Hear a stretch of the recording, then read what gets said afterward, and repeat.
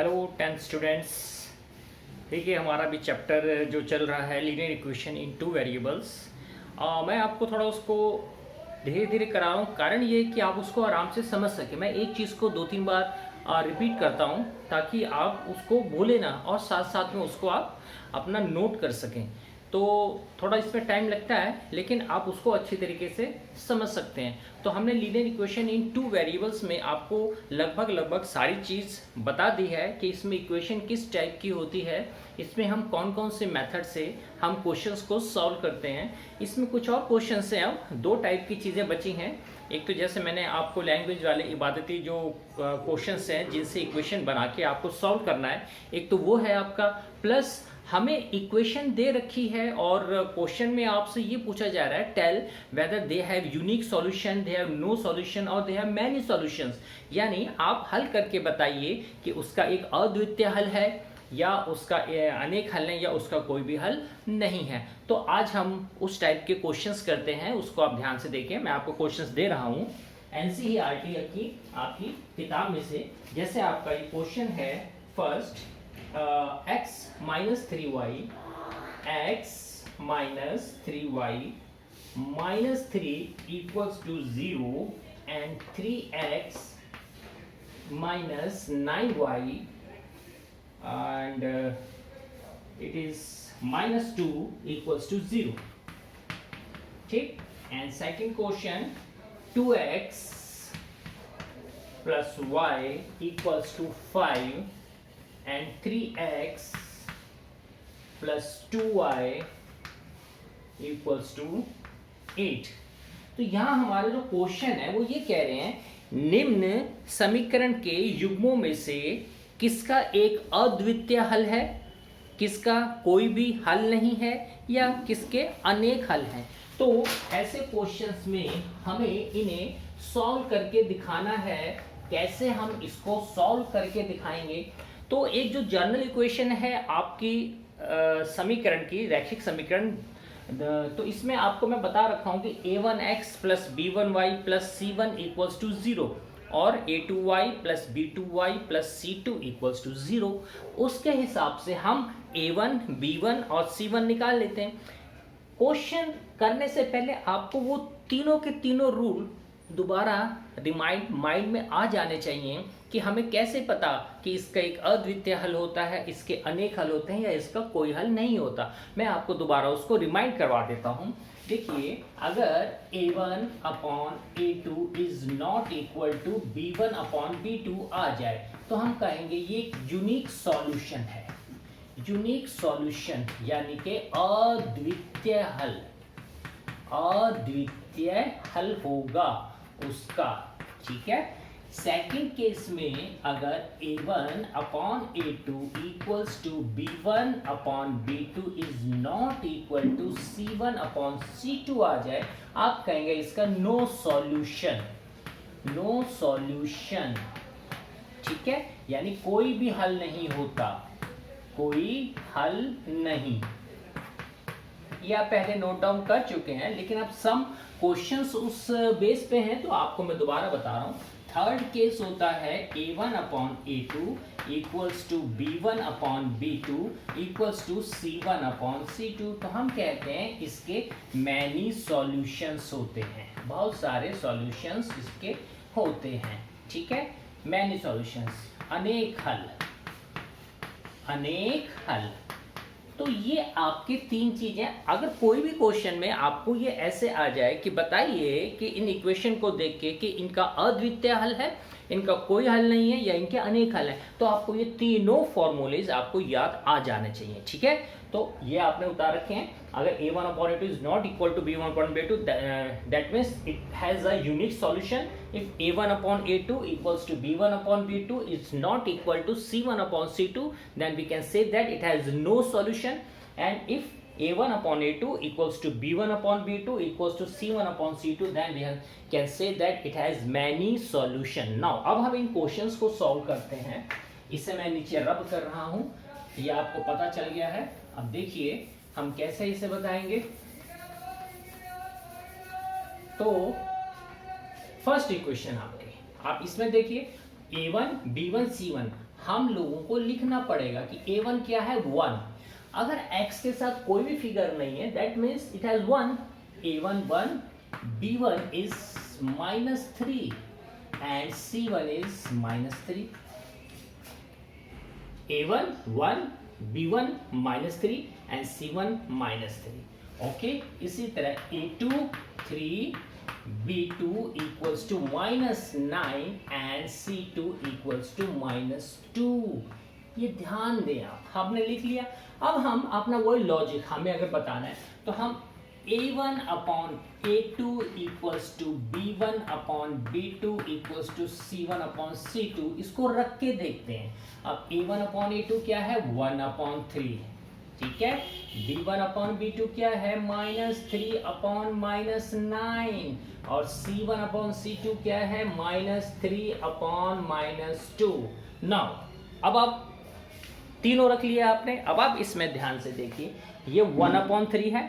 अगर मैं इसको टेबल से काटूं 3 3 9 आ जाएगा, तो 1 अपॉन 3 इक्वल्स टू माइनस से तो माइनस कैंसिल हो गया, ये बच गया 1 अपॉन 3 आ गया, सेम आ गया, इक्वल्स टू ये क्या है माइनस से माइनस कैंसिल आ गया 3 अपॉन 2। अब आप यहाँ पे देखिए ये दोनों तो इक्वल हैं बट ये इक्वल नहीं है तो नॉट इक्वल टू आ गया।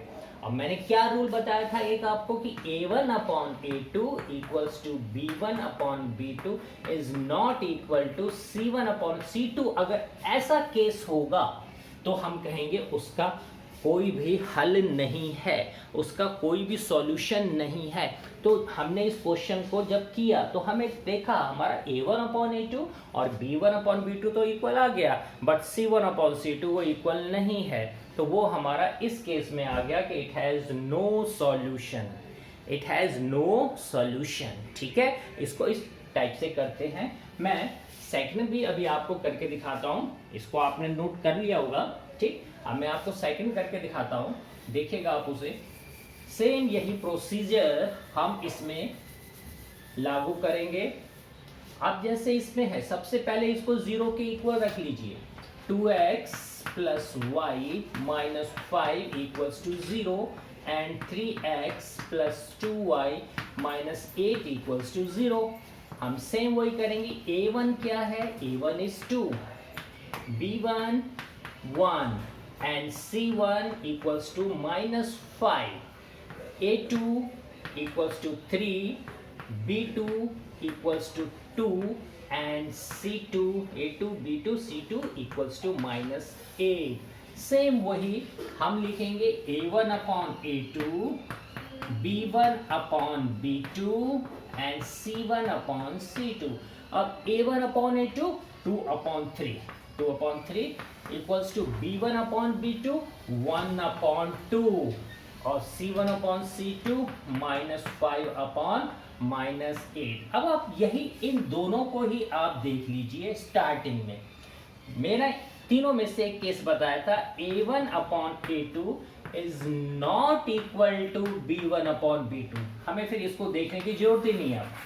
अब ये पहले ही केस में जो पहली दो चीजें हैं आपस में इक्वल नहीं आ रही, ये आपस में इक्वल आ ही नहीं रही, तो इसका मतलब it has a unique solution, क्योंकि a1 अपॉन a2 और b1 अपॉन b2 आपस में इक्वल है ही नहीं है। तो फर्स्ट केस जिसमें मैंने बताया था कि एक अद्वितीय हल होता है, तो आप देख लीजिए इसमें एक अद्वितीय हल है क्योंकि ये आपस में नॉट इक्वल टू आ रहा है। हम नीचे लिख देंगे it has a unique solution. तो ऐसे क्वेश्चंस हम इस टाइप से करते हैं, ठीक है।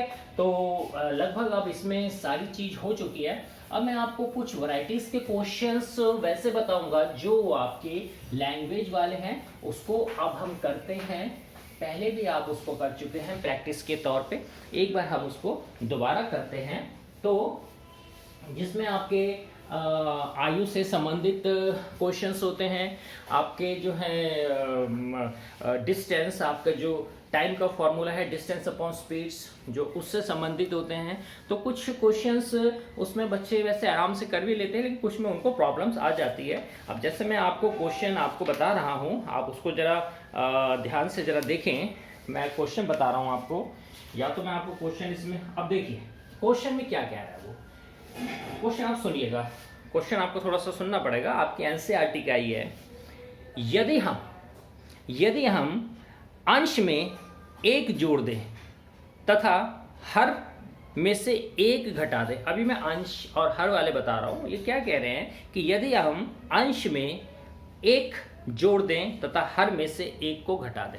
अब जहां पे अंश और हर वाली बात आ जाती है तो उसका मतलब ऊपर और नीचे। सबसे पहली बात तो ये है, क्योंकि जो हमारा फ्रैक्शन होता है वो x अपॉन वाई के रूप में लिखा जाता है। तो अगर मैं लिख रहा हूं x अपॉन वाई, तो ये मेरा न्यूमरेटर हो गया और ये नीचे वाला मेरा डिनोमिनेटर, न्यूमरेटर, ठीक है, और नीचे वाला डिनोमिनेटर।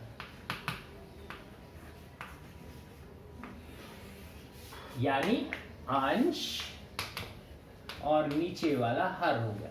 तो अकॉर्डिंग टू क्वेश्चन, यदि वो हमसे कह रहा है कि अंश में हमने एक घटा दिया या अंश में एक जोड़ दिया और हर में हमने एक घटा दिया या दो जोड़ दिया, तो उसकी इक्वेशन हम आराम से बना सकते हैं। जैसे इसमें कह रहे हैं यदि हम अंश में एक जोड़ दें। अब अंश मैंने क्या माना है, x माना है, तो x में कह रहे हैं कि यदि एक जोड़ दें, तो मैंने इसमें एक प्लस कर दिया। ठीक है, ये जो लैंग्वेज वाले क्वेश्चंस हैं, आप इसको लाइन लाइन, एक एक लाइन शब्द को पढ़ के, एक एक वर्ड को पढ़ के आप इसको साथ साथ में आप उसको उतारते रहेंगे तो आपको वो समझ में आ जाएगा। लेकिन पहले 2-3 बार उस क्वेश्चन को पढ़ना बहुत जरूरी है, ठीक है ना। पढ़ने के बाद फिर एक एक सेंटेंस को उसमें आप बनाइए। अब इसमें कहा कि अंश में एक जोड़ दो, तो मैंने उसमें एक प्लस कर दिया। फिर कह रहे हैं और हर में से एक घटा दें, यानी डिनोमिनेटर में से एक को माइनस कर दें, तो इसमें से मैंने इसको माइनस कर दिया।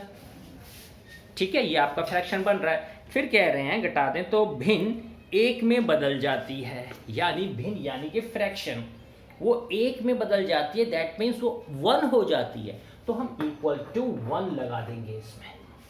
ठीक है, अच्छा, अब 1 लगाने के बाद फिर क्या कह रहे हैं, यदि हर में एक जोड़ दें। अब फिर क्या कह रहे हैं, दूसरी बारी कि हर में एक जोड़ दें, तो मेरे पास x अपॉन वाई है, तो मैंने हर में एक जोड़ दिया, ये तो मेरी फर्स्ट बन गई। अब मैंने हर में एक जोड़ दिया, उन्होंने अंश नहीं बोला, दूसरे केस में बोला हर में एक जोड़ दें, हर में एक जोड़ दें, तो यह 1/2 हो जाती है। तो ये 1/2 हो जाती है। तो कह रहे हैं फ्रैक्शन को ज्ञात करो, फ्रैक्शन को ज्ञात करो। तो पहला काम हमारा इसमें यही होता है कि सबसे पहले हम उस क्वेश्चन के हिसाब से इक्वेशन को बनाएं। ठीक है, चाहे वो अंश हर वाला हो, चाहे वो आपका डिस्टेंस दूरी वाला हो या एज वाला हो, तो उसमें पहले हमें इक्वेशन बनानी होती है। तो इसमें हमने एक एक लाइन पढ़ के पहले फ्रैक्शन x अपॉन वाई, इन्होंने बोला कि यदि न्यूमरेटर में एक को ऐड कर दें और डिनोमिनेटर में से एक को माइनस कर दें, तो वो फ्रैक्शन 1 हो जाता है। सेकंड केस में कह रहे हैं अगर डिनोमिनेटर में 1 को ऐड कर दें तो वो हमारा 1/2 हो जाता है। अब इसे हम सॉल्व करेंगे, सॉल्व कैसे करेंगे, मैं यहाँ लाइन लगा लेता हूं। ये है आपका x प्लस 1 और y माइनस 1 इक्वल्स टू 1। इसे अगर हम क्रॉस मल्टीप्लाई करेंगे तो y माइनस 1 को 1 से करेंगे, सेम आ जाएगा, और x प्लस 1 को नीचे, क्योंकि अगर कहीं भी बीच में इक्वल टू का साइन है तो वो क्रॉस मल्टीप्लाई हो जाता है। तो x प्लस 1 को 1 से किया तो वो सेम x प्लस 1 ही आ गया। ठीक, अब इक्वल्स टू y माइनस 1 को 1 से किया तो y माइनस 1 ही आ गया। अब इक्वेशन बना लेते हैं, x इधर आके ये माइनस वाई इक्वल्स टू ये -1 का -1, इधर आके ये भी -1। ठीक है ना, ये आप जानते ही हैं कि अगर इक्वल टू के साइन की कोई भी चीज हमारे लेफ्ट साइड पे है उससे हम राइट ला रहे हैं तो हमारा साइन उसमें कन्वर्ट हो जाता है, अपोजिट हो जाता है। ठीक है, अब यहाँ पे हमारा आ गया x minus y equals to -2, ये मेरी फर्स्ट इक्वेशन बन गई, x minus y equals to -2। Second मैं यहाँ पे करता हूँ, यहाँ ध्यान दे लें, सेम ऐसे ही 2 को x से किया तो 2x आ गया, इक्वल्स टू y प्लस 1 को इससे किया तो y प्लस 1 आ गया। तो यहाँ पे 2x इक्वेशन बना ली। अब लीनियर इक्वेशन इन 2 वेरिएबल्स में आपको पता है x और y है, तो x और y को तो हम साथ साथ लाएंगे। ठीक है, तो अब यहाँ पे 2x है, y इधर आके माइनस हो गया, इक्वल्स टू 1 मेरे पास पहले सही है, तो दूसरी इक्वेशन मेरी ये बनी। पहली ये बन गई, दूसरी ये बन गई। अब हमें इसे सॉल्व करना है। हमारे पास मेथड एलिमिनेशन मेथड भी है, हमारे पास क्रॉस मल्टीप्लिकेशन मेथड भी है, हमारे पास सब्स्टिट्यूशन मेथड भी है। हम कोई सा भी मेथड इसमें यूज कर सकते हैं। मैं इसमें एलिमिनेशन मेथड को यूज कर रहा हूं। Let us see, this is first equation, x minus y equals to -2 and second one is 2x minus y equals to 1। ठीक है, अब आप ध्यान दें, ये मेरे पास x है, ये मेरे पास 2 है। मैं इसे दोनों को सेम बनाने के लिए मैं इसे 2 से मल्टीप्लाई कर दूंगा। हालांकि ये भी सेम है, लेकिन मैंने आपको बता रखा है, x वाला बता रखा है, तो आप अपने एक माइंड में ध्यान रखिए, हम x वाले को चेंज कर रहे हैं। तो ये 2 है, तो ये मैंने अगर 2 से किया तो ये आ गया 2x, इसे किया तो आ गया -2y, ठीक, और इक्वल्स टू -4। ठीक है, क्योंकि मैंने इसे 2 से मल्टीप्लाई कर दिया। अच्छा, चलिए आप इसको डस्टर ये डस्टर,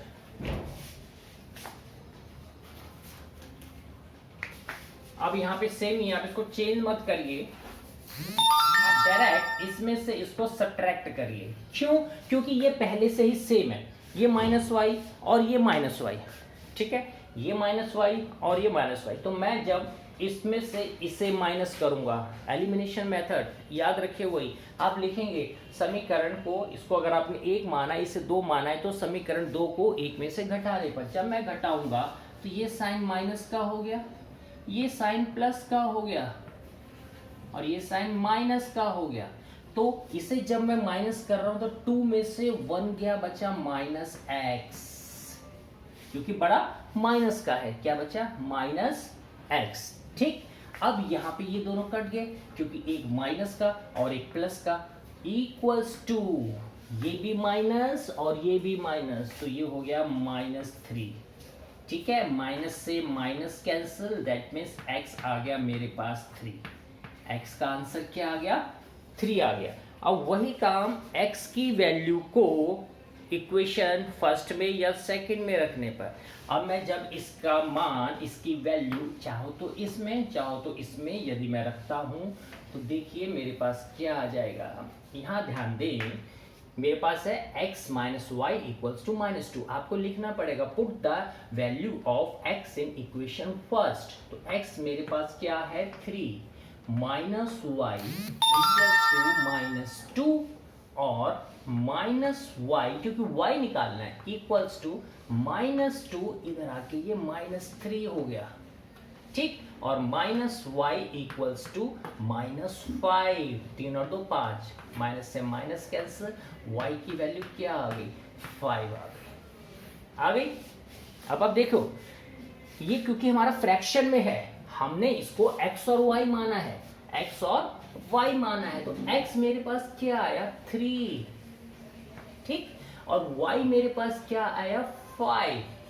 अब अगर हमें इसको चेक करना है कि आवर आंसर इज राइट और रॉन्ग, हमने ये फ्रैक्शन तो निकाल लिया, x और y हमने ये फ्रैक्शन तो निकाल लिया, बट हाउ वी नो कि दिस इज राइट और रॉन्ग? तो जैसा इन्होंने हमें क्वेश्चन में कहा था, हम उस चीज को दोबारा देखेंगे। इन्होंने हमसे कहा था कि अगर न्यूमरेटर में अगर हम 1 को जोड़ दें और डिनोमिनेटर में से 1 को माइनस कर दें तो वो 1 आ जाता है। ठीक है, तो अब जो मेरी वैल्यू आई है, मैं इसमें 1 को जोड़ दूं और इसमें से 1 को माइनस कर दूं, तो मेरी वैल्यू 1 आनी चाहिए। तो ये 3/5 है। अब मैं इसमें से 1 को जोड़ दूं, ये मैंने जोड़ दिया, 1 जोड़ दिया। ठीक, और कह रहे हैं कि डिनोमिनेटर में से 1 को माइनस, तो मैंने इसमें से 1 माइनस कर दिया माइनस। अब माइनस कर दिया तो 3 और 1 4 और 5 में से 1 गया 4। मैं इसे काटूंगा तो कितना आएगा? 1। तो यही इन्होंने क्वेश्चन में कहा था कि अगर हम 1 ऐड करें तो 1 आ जाए, इसमें से अंश में 1 ऐड करें और हर में से 1 को घटाएं तो 1 आ जाए। तो हमने जो अपना फ्रैक्शन x और y का आंसर निकाला, मैंने आपको उसमें चेक करके दिखा दिया, 1 को जोड़ के और नीचे में से 1 को माइनस करके, तो वो 4/4 यानी कि 1। और यही हमें इसमें करना था। ठीक है। तो ये भिन्न वाले क्वेश्चन चाहे कितने भी टाइप के आए, आप एक ही क्वेश्चन से ये सारी चीज़ समझ सकते हैं। अब मैं आगे इसमें आपको दूसरे वाले क्वेश्चंस करवाऊंगा। वीडियो कुछ ज़्यादा लंबी बनती है तो आप लोग भी लगातार उसको देर तक नहीं देख पाते, तो नेक्स्ट वीडियो में इसको मैं पोस्ट कर दूंगा। इतना आप देखिए, इसको समझिए, और इसके जैसे क्वेश्चन जितने भी हों उसकी आपको अपने आप प्रैक्टिस करनी है। और साथ ही साथ में मैं आपका फिजिक्स का भी 10th का लेके चल रहा हूं, तो मैथमेटिक्स को अलग एक सीरियल वाइज आप उसको कंटिन्यूटी में रखिए, और इसी तरह अपने आप फिजिक्स को भी, जो मैंने इलेक्ट्रिसिटी का स्टार्ट करवा रखा है, उसको भी आप इसी तरह कंटिन्यूटी में रखिए। ओके बेटा, ऑल द बेस्ट।